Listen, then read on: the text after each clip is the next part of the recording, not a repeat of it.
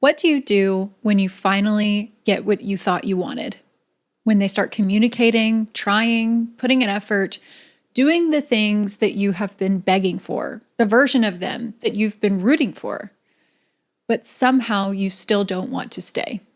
Maybe you're sitting in a kind of confusion that nobody wants to talk about. Because on the surface, nothing looks wrong, but something in you knows it's not right. So you start questioning yourself. Am I ungrateful? Am I expecting too much? Why doesn't this feel like it should? The real question in all of that is much harder to answer. And it's, if I go back, would I lose myself again? Sometimes the hardest part of healing is realizing that you can't return to what you once tolerated, even if it looks better. Welcome back to the Inheritance Podcast. Well, guys, I think we are overdue for a conversation on this side of the series that we've been doing about toxic relationships and tactics that you might have experienced if you are in one, whether it is interpersonal one-on-one relationships or in group settings.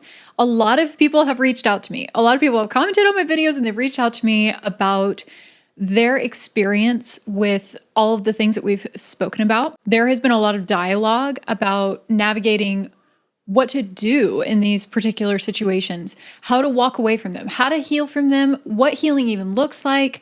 Do we return? There's just been a lot that I have talked about with people, and I didn't realize how important it was for us to have this conversation on this side of the series that we've done until the other day. And I kid you not, like, this is actually kind of humorous, but at the same time, it's not. I just got the urge out of nowhere to watch Diary of a Mad Black Woman, which is a Tyler Perry Medea film. And I grew up watching Medea. Big fan. Love her. I don't know how it came about. I was talking to my husband about how I used to watch these movies and how they're really funny and Medea's unhinged, but a lot of times she has a point. And so I started talking to him about my favorite one is The Diary of a Mad Black Woman. And I was like, I haven't seen it in a while. I actually am kind of curious to watch it again and see what I get out of it. And man, I watched this movie. I laughed.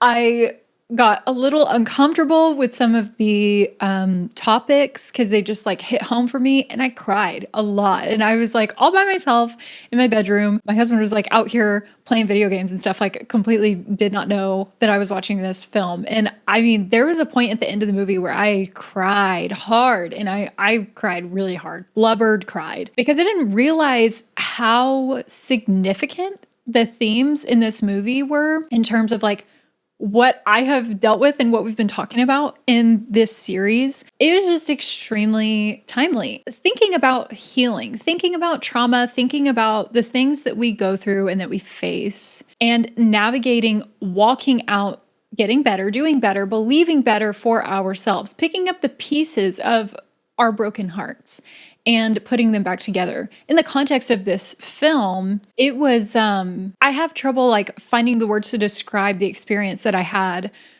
watching this film. And immediately when I finished it, I was like, we have to talk about this. So if you have not seen the movie, it's great.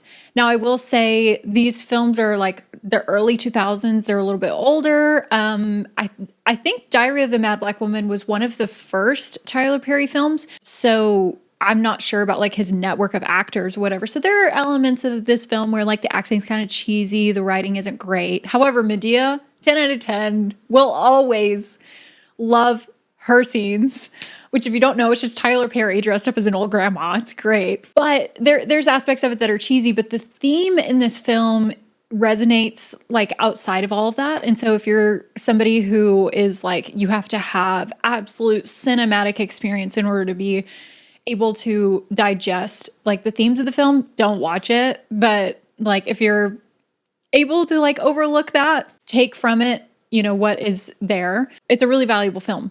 So if you haven't seen it, spoiler alert, which this film was shot in 2005. So we kind of get to know Helen and Charles in the beginning of the movie through Helen's diary entries. And so where we meet them, Charles is a very successful defense lawyer.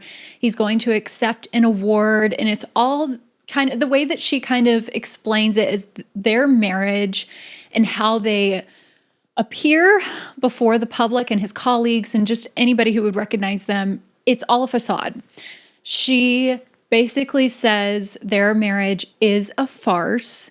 She knows that he's been stepping out on her for a while, but she loves him and she wants to stay. He's all that she's known. He was her first everything. And so you have the beginning, like we just open up the movie with this big tension of a very successful, wealthy man who has provided for his wife, Helen, and it's brought her a lot of security. But then you also have the fact that their marriage is not, it's not healthy. It's not real. It's a big facade. Everybody believes that they have a healthy marriage because of how they present themselves. But in all actuality, behind the scenes, it's bad. And so we find out Charles has been cheating on Helen for who knows how long. And he has children with the woman that he has been cheating on Helen with that are 4 or 5 years old. So like this extramarital relationship has been going on for quite some time. Helen did not know the full story until, we get further into the movie and we see it all play out. But because she has been separated from her family, her marriage isolated her from her family, it isolated her from everything that she knew. Remember, in context of the conversations that we've been having and these toxic tactics in relationships that kind of strip you of your independence, this movie does a really good job of demonstrating that. And so Helen had this really unhealthy marriage, but because her entire life outside of Charles had been stripped from her, even in this unhealthy relationship, she didn't want to leave because she didn't know who she was and where she would go if she did. She had no job. She had no independence. She did not have family. And so finding out that Charles has been cheating on her is tough, but then she loves him. She wants to make it work. She wants him to choose her. But we're not entirely sure, other than like her desperation to make this work, why she chooses to stay, outside of the fact that she just doesn't really have anywhere else to go. And so she tolerates it for a while. She knows that he's been doing this. When she finally meets one of the children and the other woman, things start to kind of like unravel very quickly. Then their 18th anniversary rolls around. And Helen thinks that Charles is going to celebrate with her, comes home with the other woman and kicks Helen out. And it's all very dramatic. It's very, honestly, it's really hard to watch and to think that this is something that people in real life have faced. It's a really sad scene. Kicks her out, gives her all of her clothes, the little things that belong to her. But Helen signed a prenup when she married Charles. And so none of the money, the house, anything that would have helped her reestablish her life belongs to her. He completely strips her of everything outside of the clothes that are on her back and the boxes of clothes that he put in a U-Haul and sent her on her way.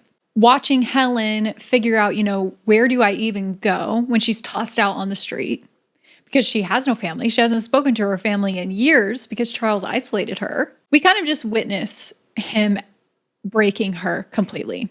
It's very devastating. Like I said, it was hard to watch, and then contextualizing this within the fact that, like, yes, this happens within marriages and romantic relationships, but people end up in situations in friendships, with family, in group settings, churches, where they also have their independence stripped from them. When it comes to a point where the rug is ripped out from under them and they have this moment of like, well, where do I go? If you don't want me here, I've cut off other elements of my life. If I don't have this, I don't know where to go. I don't know who I am without this. I did a lot of thinking while I was watching this movie. What is beautiful about the movie, though, is that we see that Helen does pick up the pieces of her life and she starts over. She starts from the bottom up. She moves in with Medea, who is, I think, her great aunt or something. Not sure. Medea has a very large family, so it's kind of hard to figure out who is related to who. But she moves in with Medea for a while, picks up the pieces of her life, files for divorce, and starts waiting tables. I mean, she went from being married to a very wealthy lawyer to waiting tables and building her life back up from from the ground. She had been married for 18 years and moves in with a family member, and it's all very unglamorous. But she ends up being able to start over and heal. And we see that there's a lot of grief that she goes through, where at first she's extremely hurt and very angry. And then there's a little bit of acceptance of it and just the process of her moving on with her life. I feel like they did a very good job of demonstrating what actually happens. And then she meets another romantic love interest, and her navigating, grieving the life that she had with her husband, because her ex-husband, because she had been with him for 18 years. That's not just going to go away in a couple months. But she ends up, this other guy has some interest in her, and she has to be very honest with him and say, like, I'm not ready for that. I'm just trying to start my life over. I don't know exactly how I feel about these things. I'm not in a place right now. And so there's a lot of back and forth as she tries to just figure out who she even is, because Charles took everything of what she was from her. So there's a lot that we unpack here, but she does end up starting her life over. She does end up being able to put it back together. The most important theme of this movie, though, that I want to talk about is that when Helen does end up healing and overcoming, and she rebuilds her life, she knows who she is, she rediscovers her value, she even enters into another romantic relationship, she feels more centered in her life. Charles ends up coming back into her life. There was something that happened in the movie where Charles ends up becoming paralyzed from the neck down. There was an accident that he was in, and the woman that he had been cheating on Helen with ends up taking all the money and leaving Charles because he's no longer able to be the man that he was. And so Helen made the decision to advocate for him, and the mistress packed everything up and left and took his money and emptied his bank accounts and everything. And Helen was the one that helped Charles rebuild. I mean, his entire reality shattered. Looking at this from the place of Helen is now re-entering this space with Charles as a woman who had her entire reality taken from her and shattered and broken into pieces, and now she's healed. And now she's helping the man who abused her, who hurt her, who stripped her of everything. Now he needs help.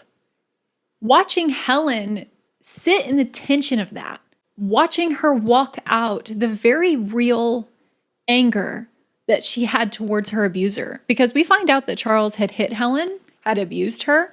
He had not given her any rights in the marriage. It's interesting because the Helen that re-entered that place in that space with Charles was not the same Helen that Charles threw out on the street. She was there for him. She showed up for him. She provided for him. She cleaned him. She fed him. She took care of him when no one else would. And I'm sure the old Helen, the one that Charles had thrown out on the street, would have given anything to have that relationship with Charles back, to have him back, to be with him, because she did love him and care for him. But the new Helen, despite the affection and the care that she had for him and the very real marriage that they had had for 18 years, she was not the same person anymore.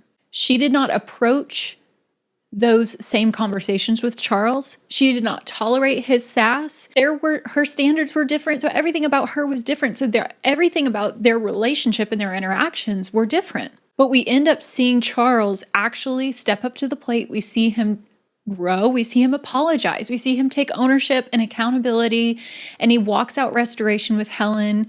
Her compassion for him is there. And we have this moment where we think that they're going to get back together, that there's going to be a moment of reconciliation, that there's going to be a restoration of their marriage. There is a time where it does seem that that's going to happen. Charles ends up getting saved. He gives his life to Jesus. It seems that he is on the up and up. And the assumption of the film is that now that he's changed, she's going to go back to him. But in the movie, that's not what happens. I think they sit with that tension for a while. The viewer kind of asks themselves, what's going to play out here? What is she going to decide? Because she had a new relationship. She had a relationship with a guy who had proposed to her, who loved her very dearly, and he treated her very well. He pointed out the discrepancies in her marriage that she had left and the relationship that they had and who Helen was and how he believed in her. And now Charles was changing and becoming the person that Helen had always wished that he would be and believed that he could be. And so you sit in that tension as the viewer of like, well, what is she going to do? He's changing. Charles is changing. Should she go back? Because Helen has changed. She's healed. She's better. Charles is changing. He's healing. He's getting better. What does that mean for them? And a lot of us ask ourselves this question when we are in situations and relationships where we grow and we move on and we piece our lives back together, and then the people that hurt us start doing the same. We see improvements, we see ownership, we see accountability, and all of that is well and good. And out of our love and care for them and our compassion, we end up asking ourselves those same questions. Can I be who I've become and stay in this relationship? Can I be who I've become and go back to this relationship? Can I be who I am? Can I be who I've become and they be who they've become? With the history of what has happened and us move forward in a new relationship, in the same relationship, can we come back together? And it's all a very nuanced question. In the context of this film, I feel that we need to at least have this dialogue and sit in this tension. We all need to ask ourselves these questions. Some of you are watching someone change right now. I don't know who that person is. They may be showing up more. They may be communicating better. They may be finally saying what you needed them to say. And you're sitting here thinking, well, this is better. This is what I've been wanting. This is what I've been praying for. This is what I've been craving and wishing for. So why doesn't it feel right? Let me say this clearly, and I'm going to hold your hand virtually. This is your hand, okay? Because a lot of people get stuck here. I've been stuck here. Helen was stuck here. Just because it's better doesn't mean it's right for you anymore. I know that that's going to be something that a lot of people do not want to hear. This is not going to be, won't he do it? Jesus' name, amen. You know, we all get fired up and we dance around our little Pentecostal, like hooting and hollering and booting and scooting, you know. It's not fun to hear that. I have been here before. I have seen the improvements. I've seen the change. I've seen the showing up. And there was this gut feeling that I had and this check in my spirit that said, you know, I'm so glad that this person is doing better. I'm so glad that they're showing up for themselves and other people better. But I don't feel like I need to stay in this. I'm doing better. I've healed. I've put my life back together. I've forgiven. They're doing better. They're healing. They're putting their life together.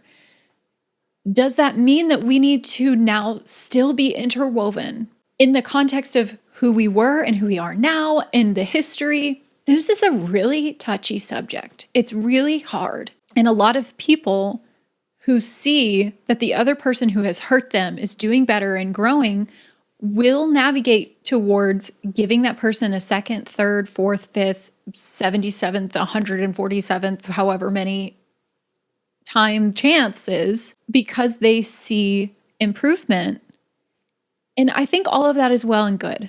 Ultimately, you are the only person who can determine the relationships that you're in, the situations that you're in. I cannot tell you what to do. However, even if you heal, and even if they heal, and even if we move forward, it's not going to change the past. It's not going to change what happened. It's not going to change what you witnessed or what you felt or what was done to you or vice versa. And so that is a tension that we all have to navigate and ask ourselves, is this right for me now? Not then, but now. What I want you to know is that psychologically, this is very normal. And I have some stats here that I've pulled up for you. So 60 to 70% of relationships attempt to stay after major betrayal. We've talked about in previous episodes how a lot of people in friendships, group settings, churches, you know, if there's a leadership dynamic involved, even marriages, they can survive immense trauma and immense hurt. I've seen many marriages overcome infidelity, and I've seen a lot of leaders in church situations walk out restoration with their congregations, and I've seen groups of people be very forgiving. We have talked about how all of that is possible, and it is. So I'm not necessarily saying that those who choose to stay after a betrayal are bad. However, it is normal for us to want to make things work. What you need to know, though, is that in situations like that, trust rebuilding takes 1 to 3 or more years of consistent behavior. So if you choose to stay, it's not just, well, the past is in the past. I've gone to therapy. I've put my life back together. I've forgiven you. All is good. And they're doing the same thing. They went to therapy for a couple months and they've committed to making it work. And let's just forget that things ever happened. Like, it doesn't get to work that way. If you don't have trust in somebody, if trust has been broken in a relationship, say that they've been lying or they've been manipulative or controlling or they've been gaslighting or there's something else that has happened, if there's been infidelity or whatever, and trust has been broken, there's that saying, trust is earned in drops and lost in buckets. It takes absolutely no amount of time to completely break trust, and it takes a whole hell of a lot of time and consistency to earn it back. Trust is crucial. If you do not trust somebody, why would you do life with them? Like, if I don't trust that somebody that I'm doing life with isn't going to steal from me, I wouldn't want to be close to them. I wouldn't want to have my wallet on me. I wouldn't want to have, money or my credit cards or whatever. It makes you put up walls. And when we put up walls in relationships with people, we block off intimacy. And that's what broken trust does, is it creates a lot of cement walls around our heart when trust is broken, because we feel the need to protect ourselves from future hurt. And so if this is something that's like an intimate relationship, a spouse, a partner, best friend, sibling, family, whatever, or you have a leadership, a mentor, whatever, and trust has been broken, it hurts. And so, yes, we can choose to stay, we can choose to forgive, we can choose to move forward, but that doesn't mean that's the end of the process. It can take anywhere between 1 to 3, if not more, years of consistent behavior and patterns and showing up and accountability and all of the really annoying, freaking hard things to earn that trust back. Another thing you need to know is that your brain stores emotional memory. We've talked about how trauma can kind of freeze a moment. And as you're processing your grief, it feels like your world is at a standstill. And in all actuality, that's what your brain feels. When you feel that somebody has not been honest with you, when you find out that someone has cheated on you, when you discover that there's more to the story than you've been told, there's a lot that is very shocking for your brain. And your brain will remember all of those things that you felt in that moment, where you were, what you were wearing, what you said, what they said. I can think right now, immediately, of exactly where I was when I found out about my previous relationships, or when I found out that somebody was lying to me, or when I discovered very traumatic information, or when I just was very hurt by somebody. I remember those things because our brain and how we process trauma is very powerful.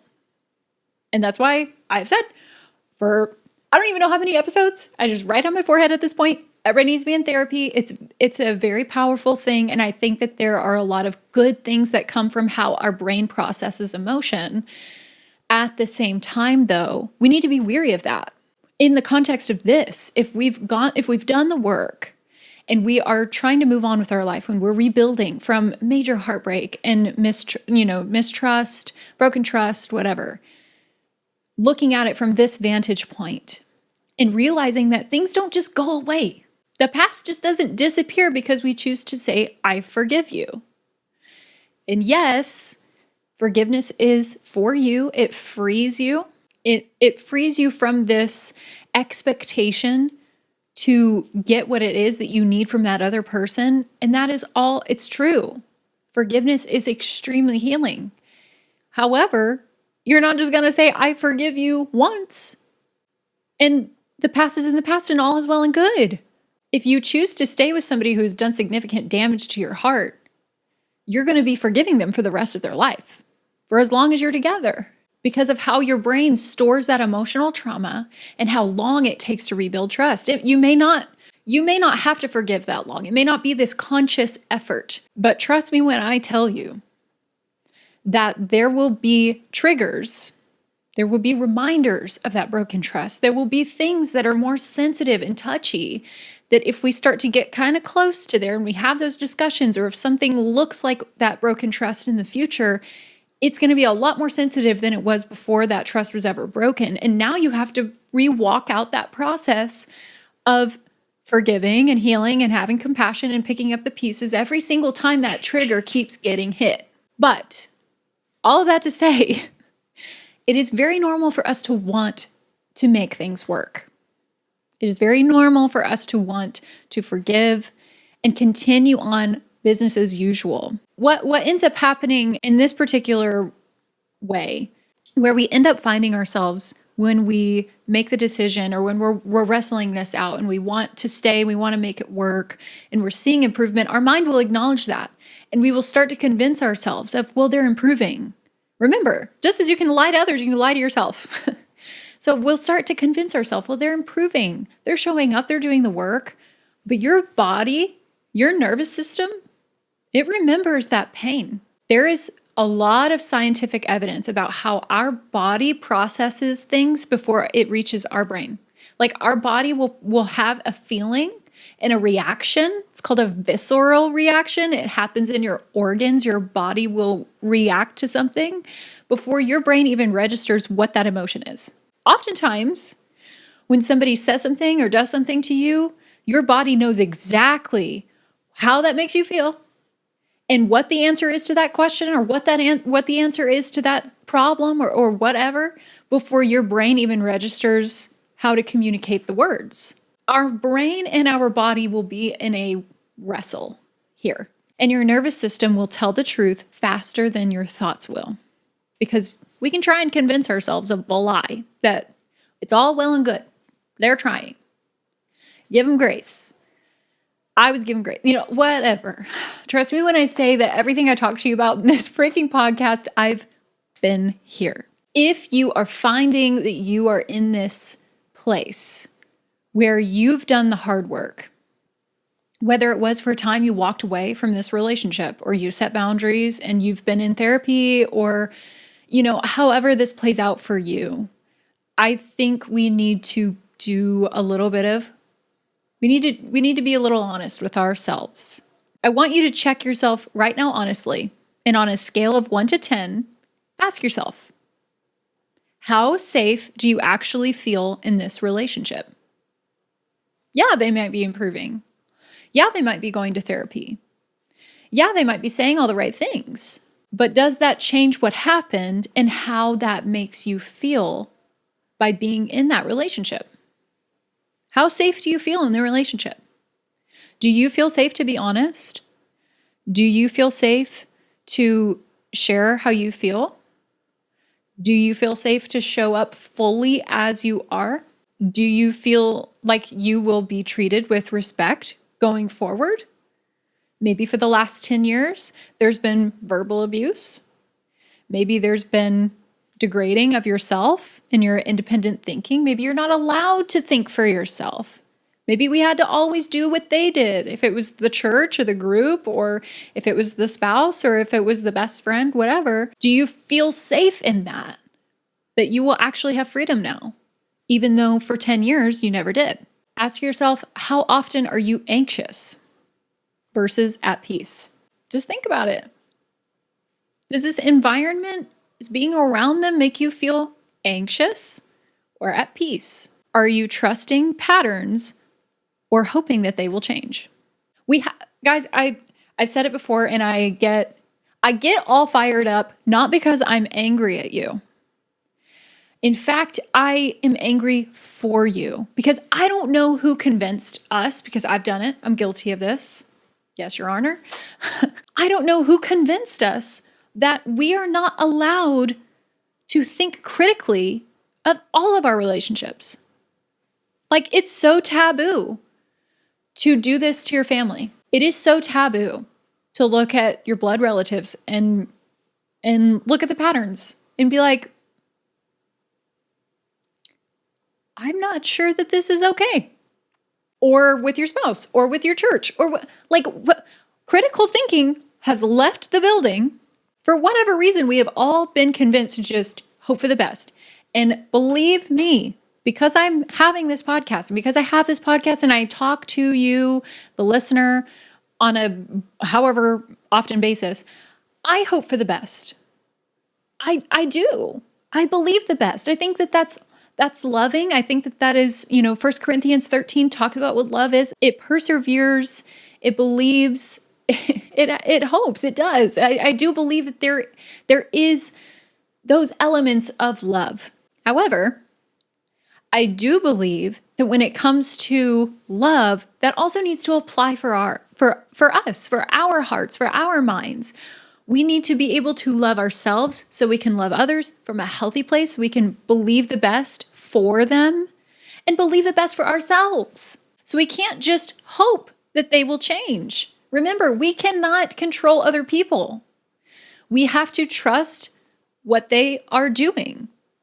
Look at the behavior. Look at the patterns. Is that something that you're okay with? Do you like that pattern? If the answer is no, then there's no amount of hoping and believing and crossing your fingers and pinky toes that they're going to change. Even if you do confront it and say, hey, I don't like this, I'm not comfortable with this, and they continue on the same pattern that you don't like and you're not comfortable with, you can't just continue to hope that they're going to change. They're not going to change. There's that saying, when someone shows you who they are, believe them. And if you don't like that, you're not obligated to continue to make yourself stay in that situation. If it's making you feel anxious, if you're having visceral reactions, if you have negative feelings, if you're feeling disrespected, if you don't feel safe, by God, I think you have your answer. And you need to know that in regards to those questions, if your answers make you uncomfortable, that is your clarity. I'm not trying to rattle you. However, I do think that there's a lot of people who say all day long until they're blue in the face, yes, I want better for myself. I believe that I deserve a good life.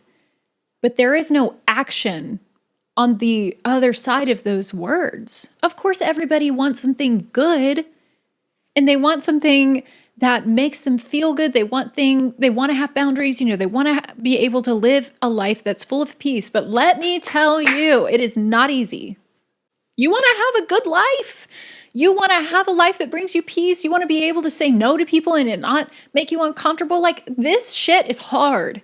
It is hard to tell people no. It is hard to know that you've let somebody down and continue on, unless you're a narcissist, whatever. There are always caveats to everything I say, but you get what I'm saying. It is not anything in life that is easy is not worth having, and anything that is worth having is not easy.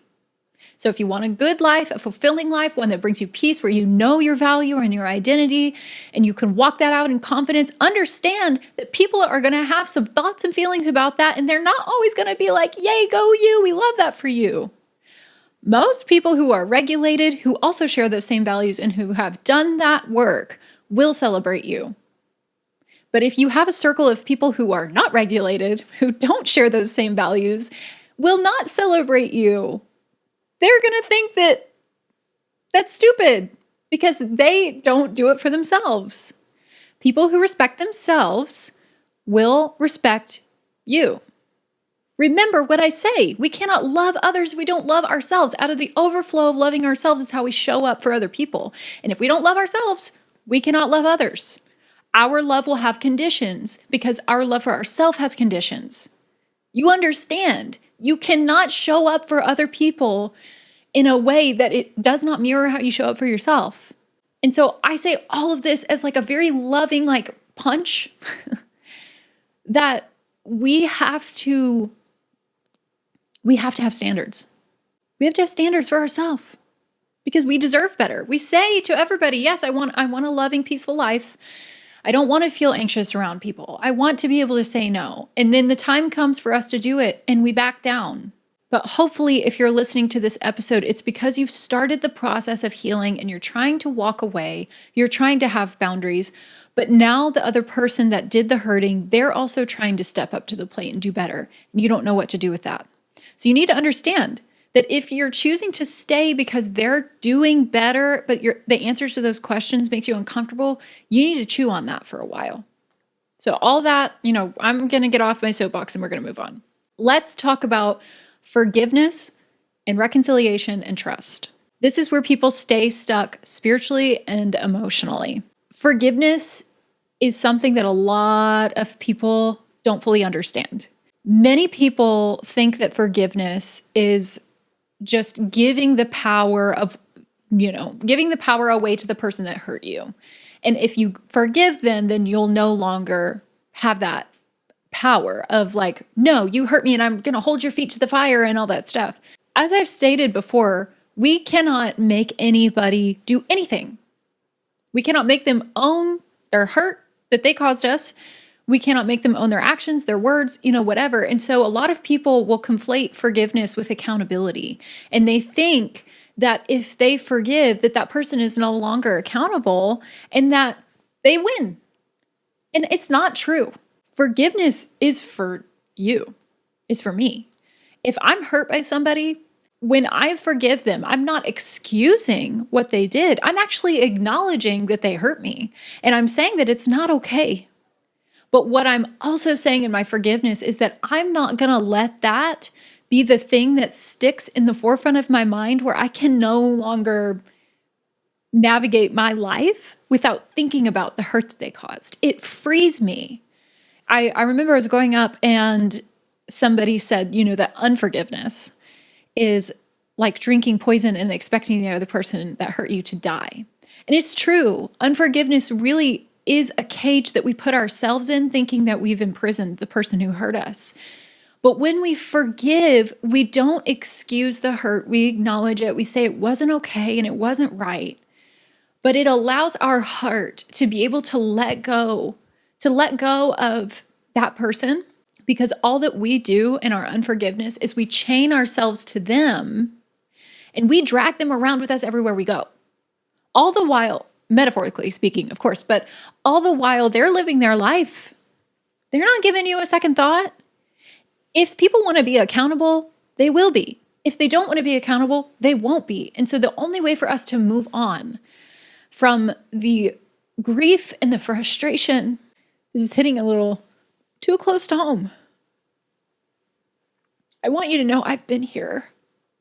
The only way for us to move forward in our grief process is to forgive. Yes, they hurt you. They may never own that. They may not even know. If it was something that was just, it was an aside, it was a comment. Some people really do live in their own worlds. They may not even know. So we have to be able to let that go so we can free up our hearts to not become hard and bitter towards the rest of the world who's done nothing to you. We have to forgive. It doesn't give them power. It actually, you take that power back, because when we have unforgiveness towards somebody, we give them all of our mental energy and our power. They live in your head, rent free. They're not paying anything. You are subsidizing their life in your brain. We have to forgive and let go and release the expectation for them to change, to own stuff, to apologize or whatever. That's what forgiveness is, unconditional, because it is for us. What you do is you release the debt and you let go of the resentment and you tell yourself, I'm not going to carry this anymore. If this never changes, if you never change, if you never acknowledge this, I'm not going to carry this anymore. It hurt and it's not okay. But I can't carry this anymore. So understand that I know how that might be difficult. And it's going to be something that is a process. You may not forgive tomorrow. You may work up to it, but it is for you. And you need to do that. It's part of your healing process. A lot of people will also want to reconcile. And the thing that is the difference between forgiveness and reconciliation is that forgiveness is about you. Reconciliation is conditional upon the other person. It requires both people, both parties, both people, whatever that is. And when you reconcile, you come back together. So like I said, a lot of people who experience infidelity in their marriages, they may reconcile and go through a healing process. They come back together. And is that possible? Absolutely. But both people have to want it. Reconciliation is not always possible. We may not be able to come back together. We may forgive and we move on. Because maybe that person doesn't want to change. Maybe they don't even acknowledge that they did anything wrong.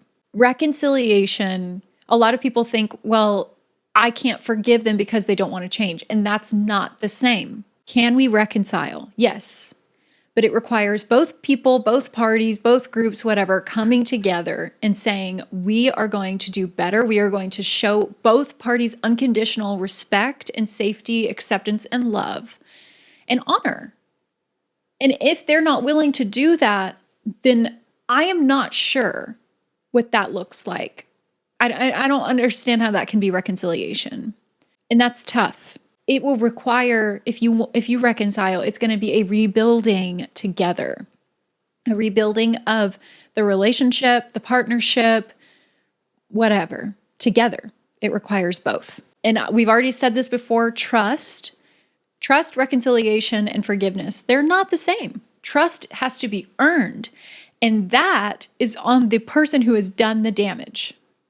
So if you've been in a relationship where someone has cheated on you, the only thing that I would say that you have to do is you have to give that person the ability to earn back your trust, because you may just say, trust has been broken beyond repair. I can never trust you again. And in that way, you're saying it's not possible and you don't trust that person anymore. Can trust be earned back? Yes. But you have to be willing to keep that door open. And then that other person has to continually be consistent to show up and slowly earn that back. It's not restored by apologies. People can apologize 1,000 times. That's not how you rebuild trust. Trust is with action. It's with consistent patterns and behavior. You can say all day long that I want your trust. That's not how this works. Because if you steal money, if you steal from people, and then you say, well, I don't want to do that anymore, that's not enough because you keep stealing or whatever, it's just an example. What rebuilding trust does is it creates the safety that we need in order to have a healthy relationship. If you don't have trust, you don't feel safe. And so if that person has to rebuild that trust, they have to rebuild that safety. And they can only do that by actions. And here are the hard truths with all of that, is that you can forgive someone and not reconcile. Remember, that requires both parties. If they don't want to, then they're not going to. And if you don't want to, you're not going to. We may not come back together. I can forgive and want the best for them, but we're not going to continue down this path. You can forgive someone and not trust them. And that one is tough. A lot of people think that if I forgive them, then that means I give them my trust. Absolutely not. Absolutely not. Been plenty of people who have broken my heart, stepped on it, shattered it into a million pieces, and I walked out forgiveness and I said, love you. I hope for the best for you. I hope you find peace and I hope you find the love that you crave, but I absolutely do not trust you with my heart. We will not be continuing this relationship. And in those particular instances, that's when I was dating. This is why people break up, guys. And it's so weird because we can have this conversation about dating relationships all day long, but like friendships, churches, leadership, family, it's the same.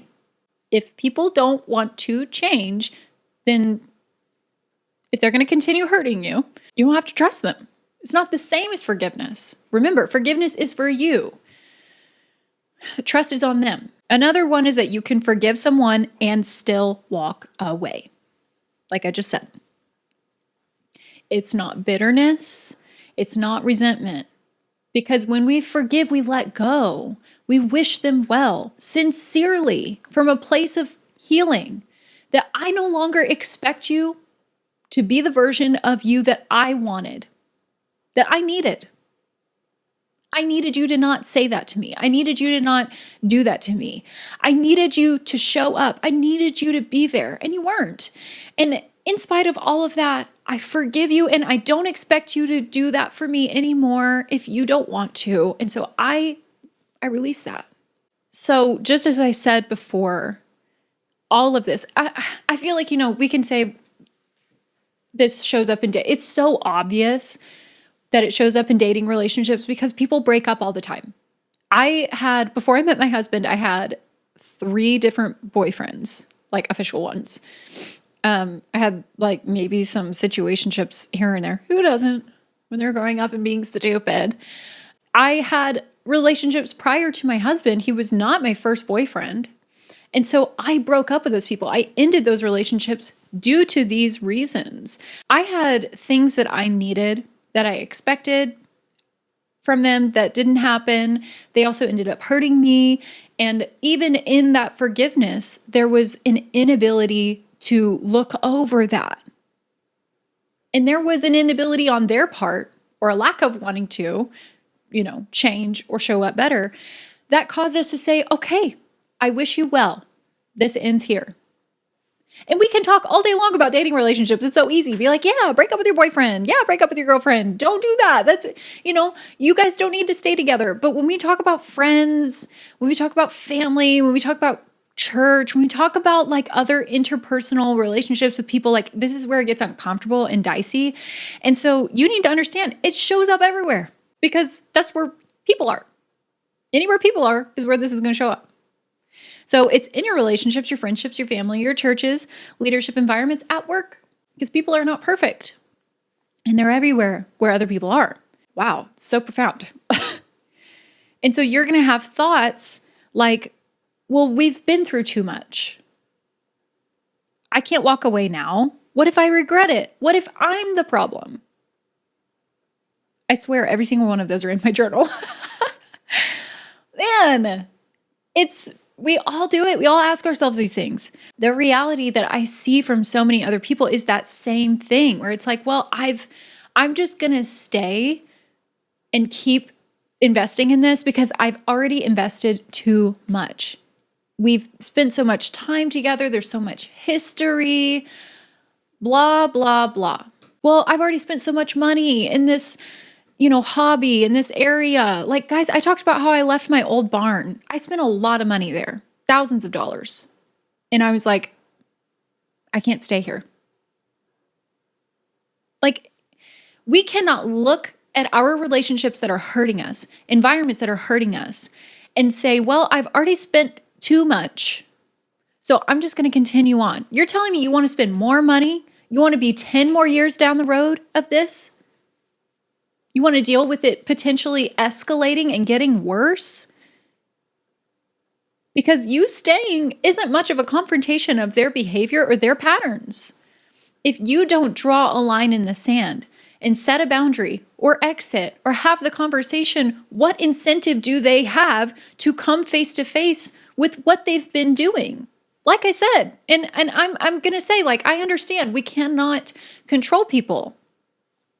But why do we convince ourselves that doing nothing, saying nothing, is going to just make it okay? That's the thing that kind of like irks me. And trust me when I say, like, I've been here. My first relationship, I was on and off for, I don't know, 3.5 years. And I started dating this person at a very young age. And so by the time that I had reached this point of like, do I marry this person? Or do I break up with them? And this is the final breakup because we had broken up like 2 or 3 times before I finally was like, I can't keep doing this. It was so painful. And I had invested not just time, I had invested emotional energy, resources. We had been in and out of like counseling with people. And it was messy, so messy and so painful. But we have to get out of this idea of like, well, I've already invested so much, so I'm just going to continue. No, because we're going to get 10 years down the road and things are going to stay the same, and you're going to be even more upset because you wanted more, you expected more. And in the name of investment, we lowered our standards and we blamed ourselves. We said, no, I'm just being ungrateful. I'm just not seeing things the way that, no, guys, that is not how this gets to work. We have to call things as they are. It's one thing for us to stay in a relationship after we've forgiven and we say, okay, I've healed. I'm deciding to re-enter this knowing that they have not changed and I'm not expecting them to change. That's different. But if we say, well, it's not ideal, it's not what I want, but I've already invested so much, and then we buy into 10 more years or whatever, you don't expect that when you reach the end of those 10 years, you're going to feel like you wasted more time and more energy because you secretly wanted better. You need to know that time is not proof of something that's right. I spent a lot of time in things that were not good for me. I spent a lot of time in relationships that were harmful. All that time is the proof that you stayed. That's it. Time is not a ball and chain. It's not handcuffs. Well, you committed. Like, no, we can change our mind. If it's not, and listen to me, when I say, as someone who is a married woman, I didn't want to talk about this, but when I married my husband, we pledged to love and honor and cherish each other through good times and bad, through the ups and downs of sickness and health. We did all the vows. Okay? I made that vow to my husband to show up as my best self, to become my best self so that out of the overflow of that, I would love him as he is. He also made that vow to me. So what do I do if that doesn't happen? If we made vows and promises and those don't play out, the same thing. And like I said, we can talk all day long about breakups in dating relationships because there's no commitment and all of that. And I am not advocating for divorce. I hate divorce just as much as God hates divorce. It's painful. But at the same time, friend breakups, family boundaries, church breakups, all that shit, it's painful because we go into something and we make promises to each other and we say, I will love and honor and cherish you, and people don't. And then it causes a lot of trauma and pain. And there's a lot of things that happen where there's tolerated toxicity and manipulation and control and pretty much borderline abuse. And people say, well, I've spent 10 years here. It's my normal at this point. No, it's not normal. And then we become bitter and resentful of relationships as a whole, towards people as a whole, because we don't have the courage to call things as they are, forgive, and walk away. You do not owe a relationship, a group, whatever, your future just because it had your past. You need to know that. We are allowed to change our minds. We are allowed to raise our standards. We are allowed to set boundaries. Just as everybody else gets one life, however they choose to live it, that's theirs. That's their choice. If people want to live a shitty life and have shitty standards and tolerate bullcrap, that is their right. You also get one life.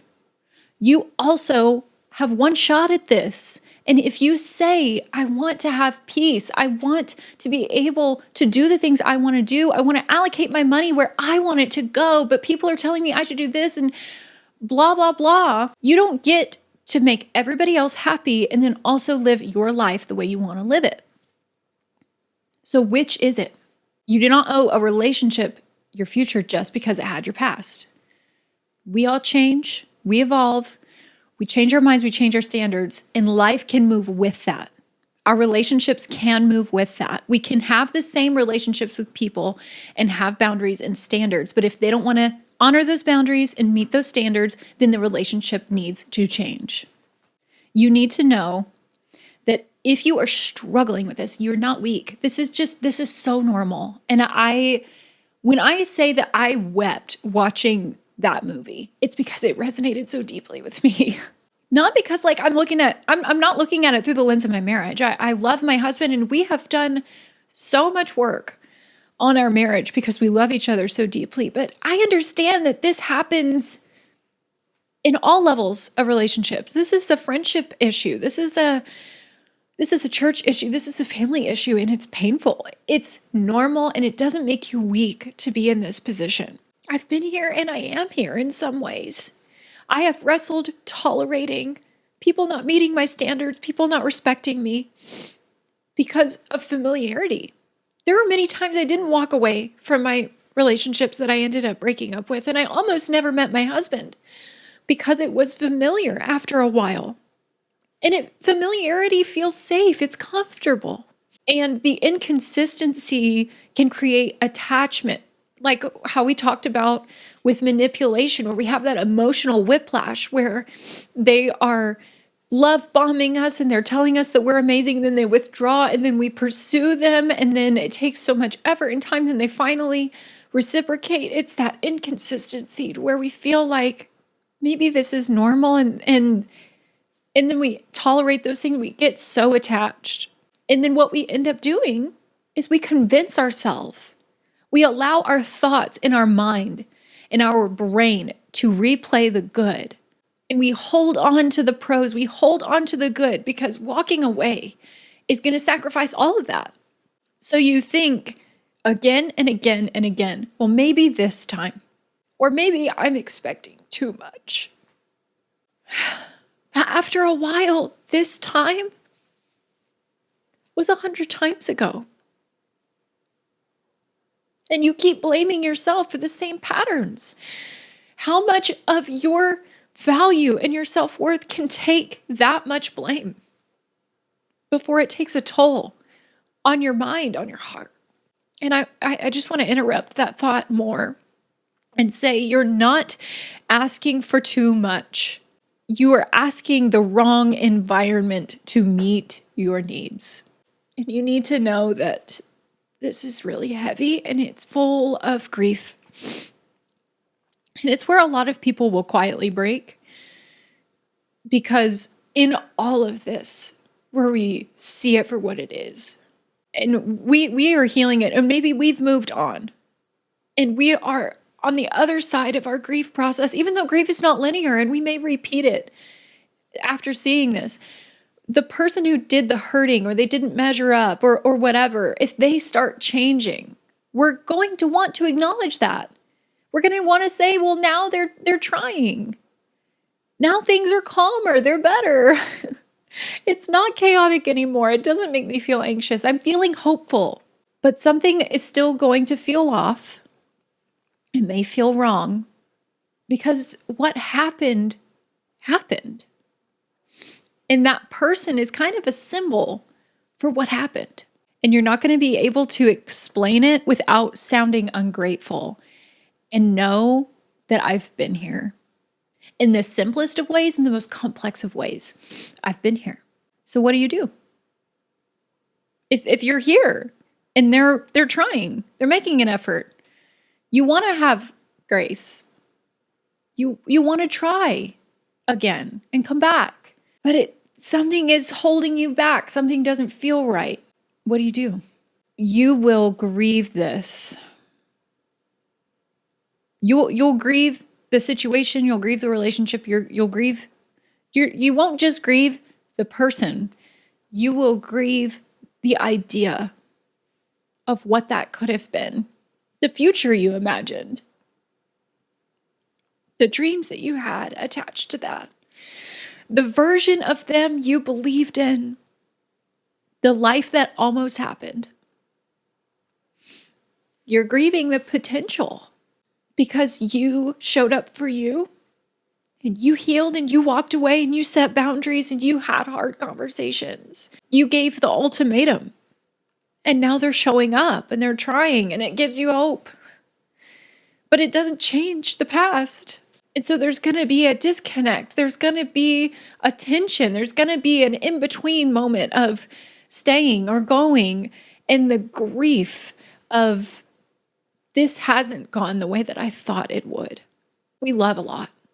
We hope a lot. We believe a lot. We desire Our desires for connection, to be understood, and to have intimacy with people are so good. But not everybody is capable of loving us in the way that we desire to be loved. Not everybody is capable of loving us in the way that we love them. Not everybody has the healthy tools for relationships. And so we enter into relationships, friendships, group settings with people expecting the reciprocation of what we give, but they don't know how to do that. That's not their normal, and it's devastating. In the film Diary of a Mad Black Woman, this happens to her. Helen, she sees his change. Charles owns it. He apologizes. He starts making changes. He starts going to church. He starts taking accountability. He recognizes it all. He takes it all on him. He starts showing up for her. She sees his change. She sees his humanity. She sees his growth. She sees all the things that he's overcoming. She sees his heartbreak. She sees all of that. But she also sees the truth. What all of this cost her. The 18 years of isolation, of abuse, of love that didn't respect her, that had conditions, that didn't value her. She sees what she would have to ignore, what she would have to overlook, possibly move on from and not mention again. She sees who she would have to become again to stay. Because Charles may get better and he may grow and he may own his stuff, but he's still Charles. He even says that in the middle of his healing journey and the frustration. He says, I'm still Charles MacArthur. And that was the Charles MacArthur that kicked her out on the street. All that ego and that pride. And yes, I do think that a lot of people can overcome that. And I think that grace and love can cover those things and it can fill in the gaps. But there comes a point where we have to decide if we can do that, if we deserve, if this is in alignment with the person that we have become, healing from all of the pain and the growth.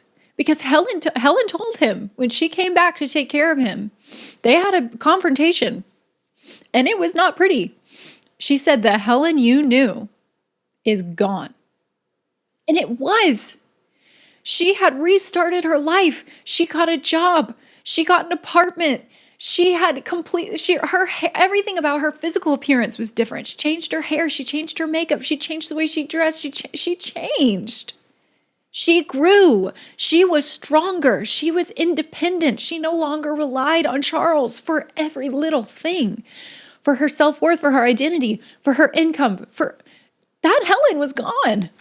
So staying in this relationship with Charles MacArthur, who's very much still Charles, and Helen, who was no longer the Helen that he knew, even though he was going to change, could she then be in a relationship with a man who is healing and growing and getting better, but may not ever be exactly who this new Helen needs? I don't know. I don't know the answer to that very ambiguous question that I feel like a lot of us ask ourselves. A lot of us ask ourselves. But she saw what it would cost. She saw what it did cost and who she would have to be in order to make this work. Even though she loved him, she cared for him. Those 18 years are not just gone because they separated, because he had infidelity and had children outside of that's not gone. All of that is still there. Charles still has a mistress whom he has children by. Helen still probably bears the emotional scars of verbal and physical abuse from this man. And in all of that, where we're seeing him take accountability and want to reconcile with her, her answer becomes very clear. I can care about you and still not choose this. You need to know that this applies everywhere. It's not just romantic relationships.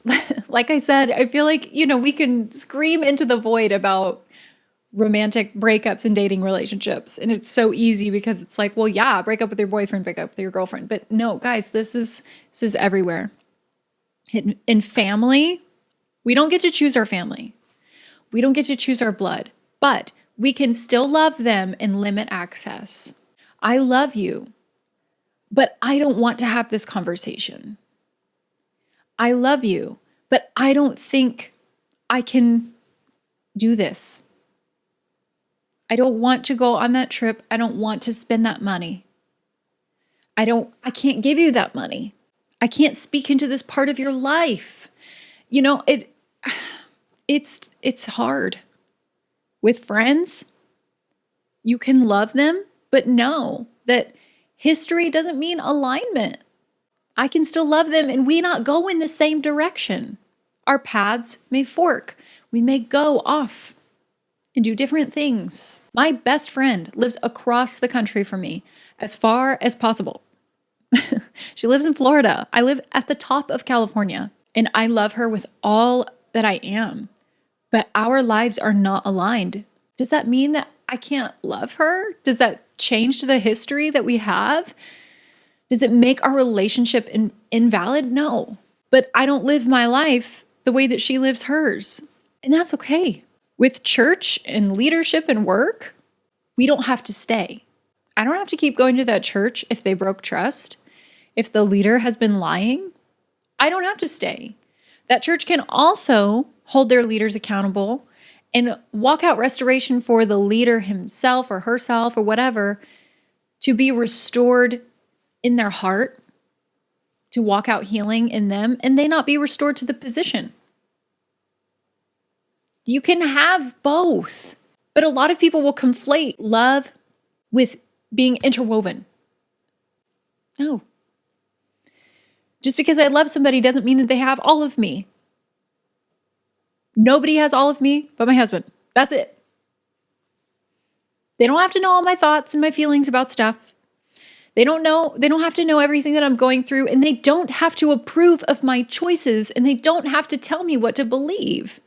No, I can love them and respect who they are and say, no, thank you. This is not something I'm going to give you access to or let you have. Understand that as we walk out our healing and as we forgive and we reconcile, we rebuild trust or do whatever the process calls for, we will restore our hearts. They will be walking out restoration of their hearts and restoration of what was broken, but restoration of a person does not guarantee restoration of access. When I broke up with my ex-boyfriends, I did wish them well, and I had to walk out restoration of my heart that was broken. But that didn't mean that once I was healed, I said, okay, let's get back together. No. Same thing with like other situations that I've walked out. I have healed and I have gone through the process of grieving and forgiving and rebuilding the things that were shattered in me. But that doesn't mean that I turn around and re-enter into those environments. I do not want to subject myself to things, environments, people that are going to continue to hurt me just because I restored what they broke. I don't have to do that. I don't owe them that. Just because I spent time with them or money on them or I was emotionally invested, I don't owe them access now that I've healed what they broke. Nope. If I choose to do that, I understand that I am responsible for the fact that I'm entering into something that could lead to things I will now have to heal. If I don't think that I am going to feel good about being in relationship with those people or being in that environment, I don't have to be. Even if my heart is fine, even if I'm good, even if I wish them well, even if life is good and dandy and rainbows and butterflies, like I am not obligated to other people for whatever reason, whatever things that we justify. We don't have to do that. Restoration of a person or of an environment does not guarantee restoration of access. What does that mean? When I heal and I'm better, and maybe they decide they're going to do better too, that doesn't mean that now they get to get back where they were in my heart. We can be friends. Maybe friends with a couple boundaries in place. Maybe friends from a distance, maybe acquaintances on Facebook. Maybe the context of that relationship doesn't look the same. It's not cut off, but it doesn't look the same. I've had relationships where we shared hobbies, where we did a lot of interacting together, and I decided that I didn't like that. So I stopped sharing those hobbies with them, but I still talk to them. It doesn't have to be a very dramatic divorce, because I feel like The Diary of a Mad Black Woman, the film is about a divorce, and that is very heavy and it's very touchy, and I acknowledge that. But like I said, this is across all relationships, all facets of interpersonal interactions with people. And we get to decide if we want to re-enter into any sort of interaction, what does that look like? Because when they had 50% of access to my life, I didn't like that, but I feel okay with 20%, but they're doing better. So should I just give them all 50%? No. Who knows what the end of their process is going to look like? You're not obligated just because they're trying to do better. You're not obligated even if they aren't doing better just because you feel good. No.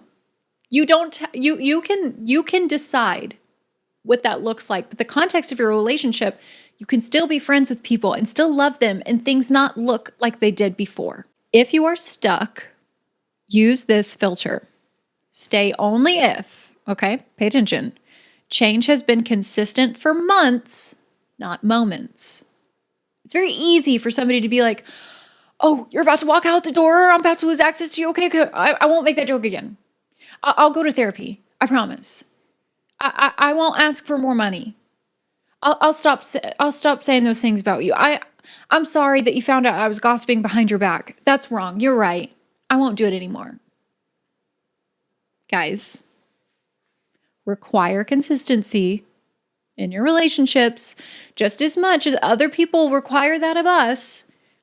Respect goes both ways, okay? And it's not just like wishy-washy, 1 minute in, 1 minute out, like where we're respectful and it's conditional. No. Change has to be consistent for you to stay for months, not just a few moments. Accountability needs to be welcomed. If they have done things that have hurt you, gossiped, lied, stolen, just crossed boundaries, whatever, slandered, whatever, they need to be able to welcome accountability. And it doesn't necessarily have to be accountability from you, but you can say, hey, I don't appreciate the way that you treat me. I need you to do better for a while. If you want to continue having this level of access in my life, I need you to show up and be consistent in doing better for more than just a week. And I need you to have accountability in this area of your life. And it needs to be welcomed on their part. If they don't want to be accountable, if they don't want to have somebody who's going to call them out, it can be you. Sometimes it's not going to be able to work out that way. Spouses are kind of dicey in this area. Like for whatever reason, when Alex tries to hold me accountable, I'm just like, you don't know what you're talking about. But then the second that my therapist says whatever Alex says, Alex is like, if only I would have said that. So take that with a grain of salt. You also need to feel an increasing amount of peace, not anxiety. So if things need to improve, they need to get better for a long period of time. And you need to be having feelings of like, okay, trust is being rebuilt. I'm feeling safer, which breeds peace. So that's to stay. All those things need to be met. But you need to leave if you're constantly confused. You're doing the emotional work alone, because a relationship is not one-sided, guys. Alone. You feel like you're shrinking to keep it working. Just as we've said in previous episodes, relationships are two-way streets. So one person doesn't get to hold all of the responsibility for the health of the relationship. It's a two-party thing at minimum. Now, if this is a whole group, we're talking about a church or a life group or friend group or whatever, and all of them are perpetuating this toxicity and it's been hurting you and they gossip about you behind your back and do all this crap. And they don't want to get better. They make you feel confused. They make you ask yourself, is this my fault? Did I do something to deserve this? Am I just being No, it doesn't get to work like that. If you're doing the emotional work, if you're going to therapy, if you are growing and nobody else is doing that, and then you constantly feel like you have to walk on eggshells around these people as to not disrupt the system or whatever, no, freaking leave. Get the heck out of there. Why are we tolerating really shitty relationships? It's so ridiculous. Let me just hold the phone.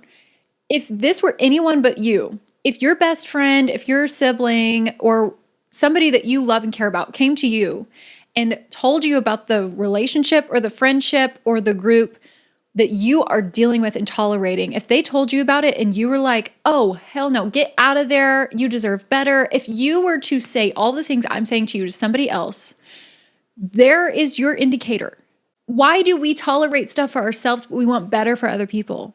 Like 9 times out of 10, when I talk to people and they're blowing up my phone, my DMs or whatever, ever since I've been doing this series, what is the deal with that? Why do you feel that you don't deserve better, but you're willing to bend over backwards to make sure that your friend holds themselves to a better standard and advocates for themselves? What's the deal?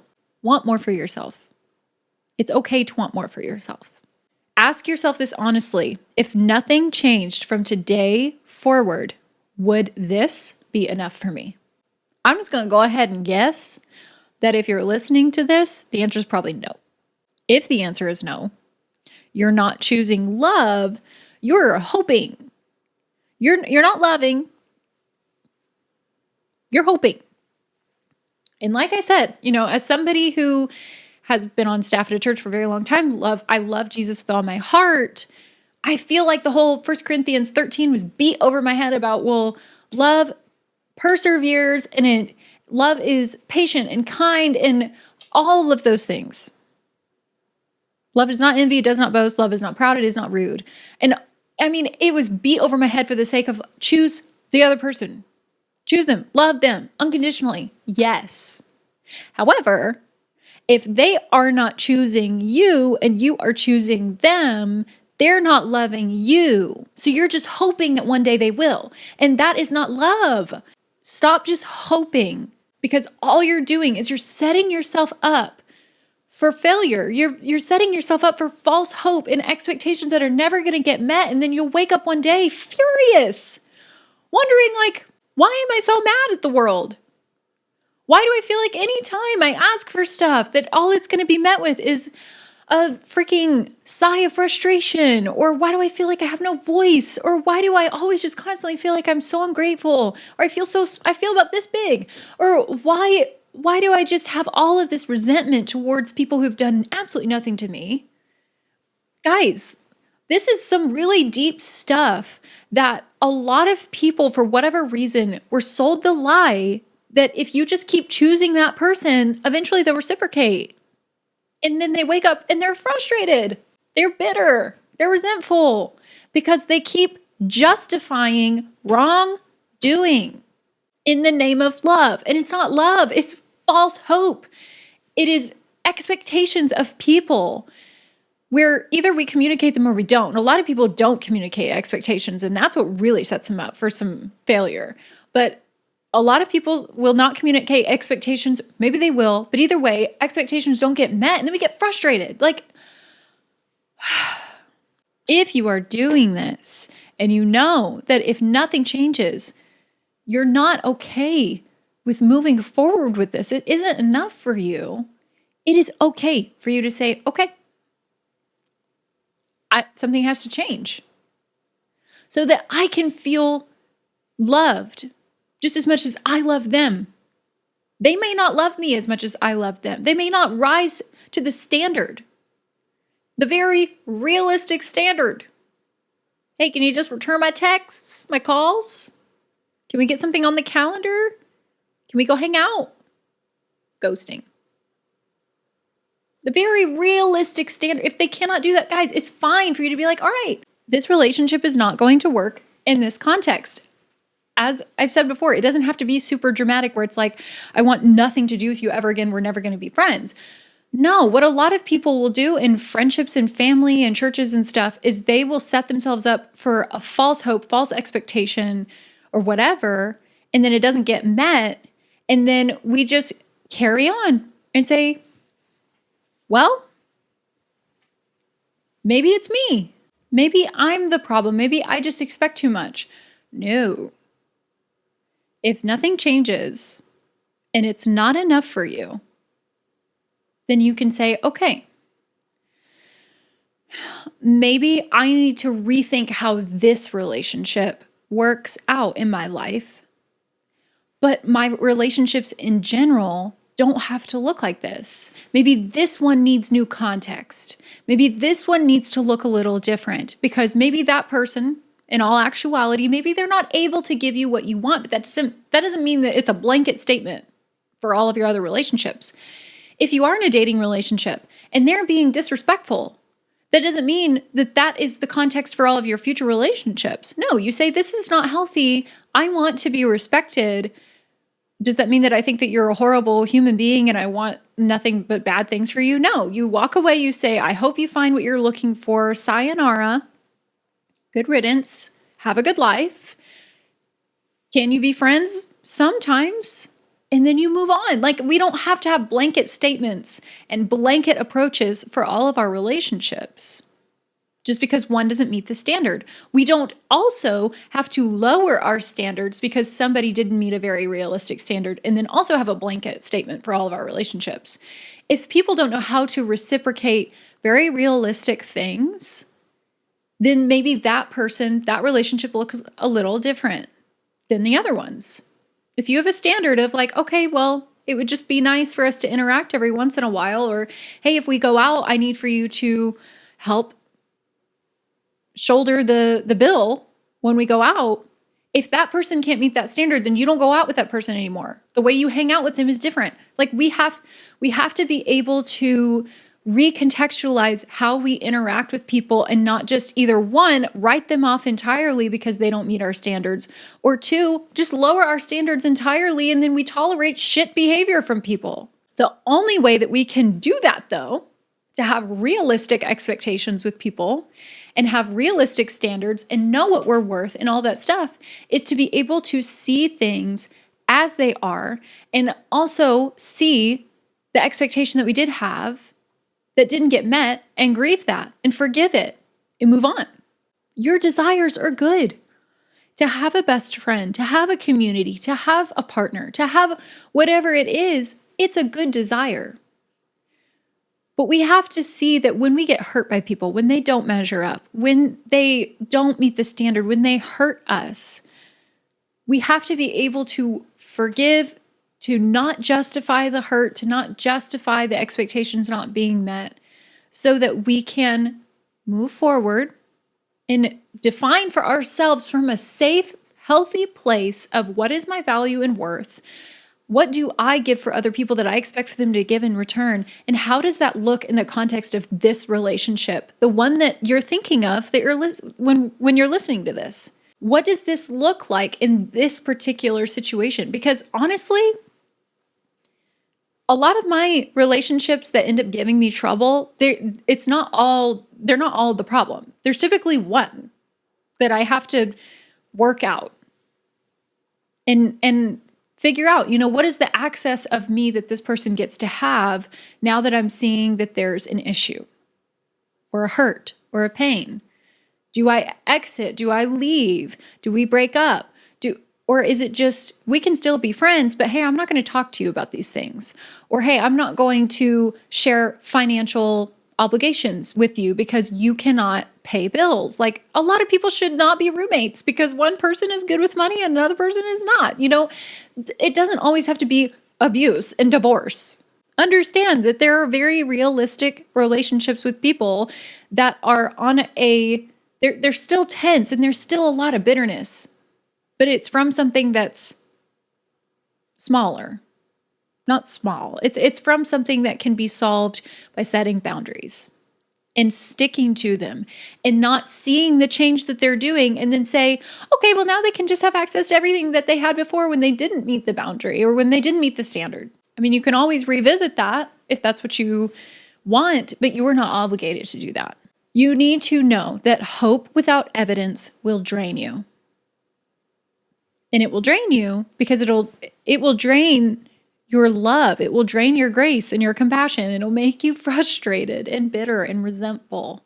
It'll make you very tired of relationships with people. And that's not how life gets to work. We all have to do some sort of life with people. We can't all just be hermits. So this is something that we all have to confront and deal with. So what does healthy love look like? It looks like consistency, safety, reciprocation, and peace. Healthy love does not confuse you. It does not shrink you. And it doesn't require you to abandon yourself. So at this point in this series, we have walked through healing. Maybe we've walked away from stuff.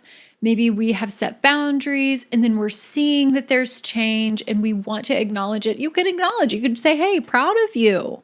But that doesn't mean that we go back to that. Back to that same person that required that we abandon ourselves, that confused us, that made us shrink who we are. Sometimes you can. Sometimes people really do change, but understand that we don't really change for others, we change for ourselves. And a lot of people will stay in relationships in the hope that that person will change for them. But that's not how change works. If you want to change, you have to want it. You have to want it for you. You have to see that what you've done or the life you've lived or the things that you've believed or whatever is not okay with you. Because if we just change for the sake of keeping the peace with the person that we don't want to lose access to, then the second that they choose to stay, the desire to change will just go off into space somewhere. I'm just a firm believer that people really don't change unless they want to change. And so it's good to say, hey, I'm proud of you. I'm excited for the life that's ahead of you. And then we continue to have the boundary and the limited access. Because the past isn't just going to disappear. Can we forgive it? Yes. But we forgive when we say, hey, what you did was not okay. I don't hold your feet to the fire that you'll one day own up to that or change. And if you do, that's great. I just am not sure if I can overlook that happened. I'm not sure that I trust you with that part of me anymore. So here are some questions I would like to leave you with in regards to this person, this situation, this environment, this relationship that you're thinking of. I want you to chew on these. Am I staying because it's right or because it's familiar? Am I honoring the past or sacrificing my future? If nothing changed, would I still choose this? What is harder for you right now? Letting go or accepting that it's already over? The thing about the movie that is beautiful and devastating all at the same time is that the life that Helen really wanted was a life that Charles could not give her. Charles was not the person that Helen believed that he was. Maybe he could have become that, but he chose not to. Instead, he chose abuse, he chose neglect, infidelity, and then he did not choose her at all until he had no one left. And that really stings. And even through all of that, her loving him at his lowest, him reconciling with her, being accountable, walking through all of that, Helen had a chance and a choice to choose Charles because she was familiar with him, because she loved him. And knowing that maybe in all of that, had the accident with Charles never happened, he might not have ever changed. And accepting that. Or could she choose herself and choose someone who had already chosen her from the start? It's messy and it's ugly and it's unsettling and it's hard. But the thing about Helen is that she didn't go back to the life that she lost, and it devastated her. The life that she loved. Charles, the life that she'd given so much time and energy to. Instead, she chose the life that she deserved. In peace, in total forgiveness, in out of a place of loving herself, she was able to let Charles go and want the best for him. And she chose the life that she deserved. What you need to know is that not every relationship is meant to be rebuilt. And it is a tough reality. People that you've done life with your whole, it's just been normal for you. It's what you've known your whole life. But not every relationship is meant to be rebuilt. After you heal and you change, it may not ever look like it did before. Some relationships are meant to be released. This is a hard reality that I've learned, that a lot of our relationships and our friendships are for a time and a season. Not everything is lifetime.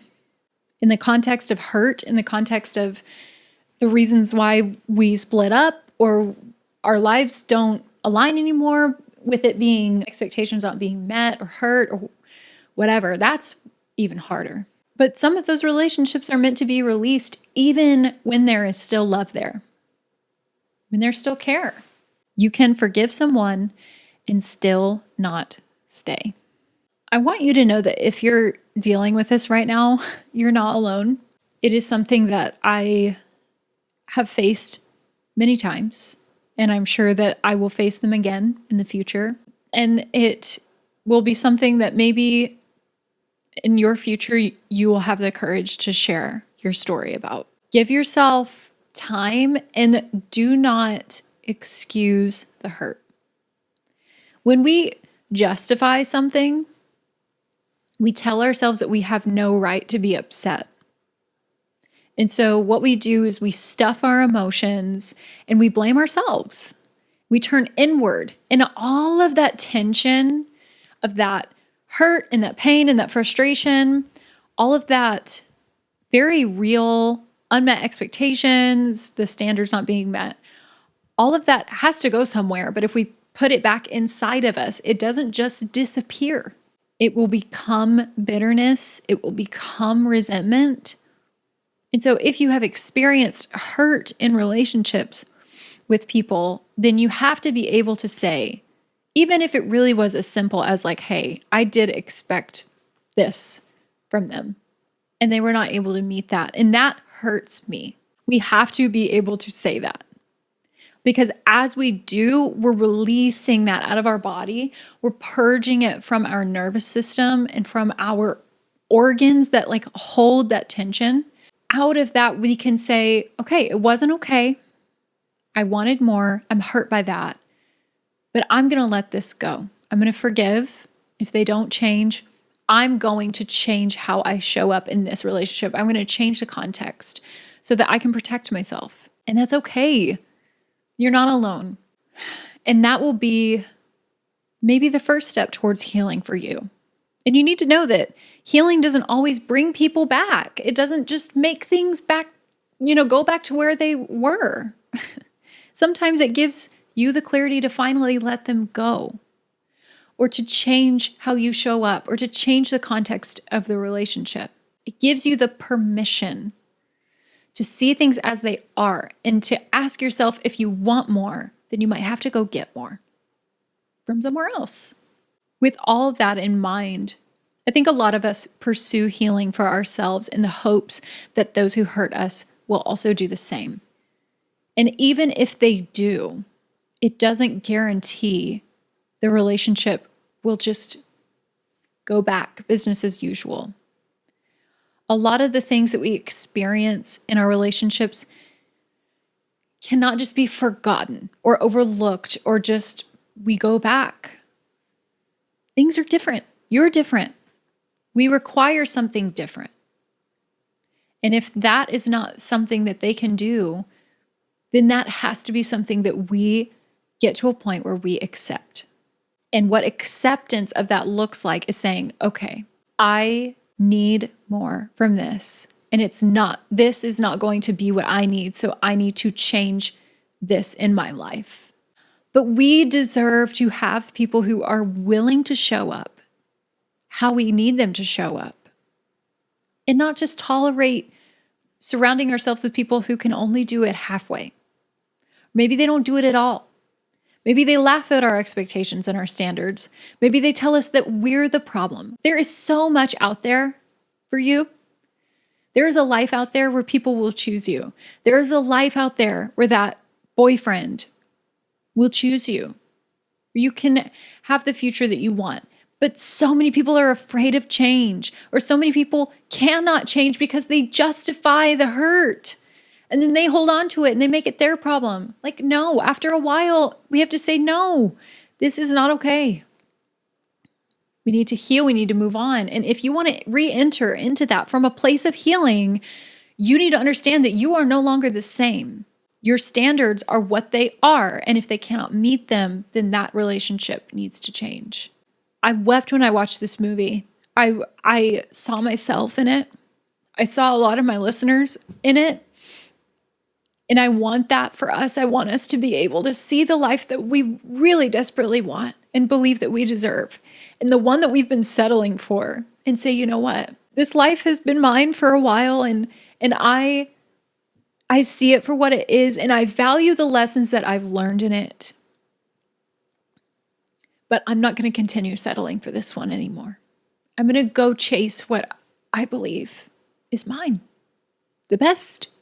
And in the context of all of the different relationships that we experience, it's tough to be there.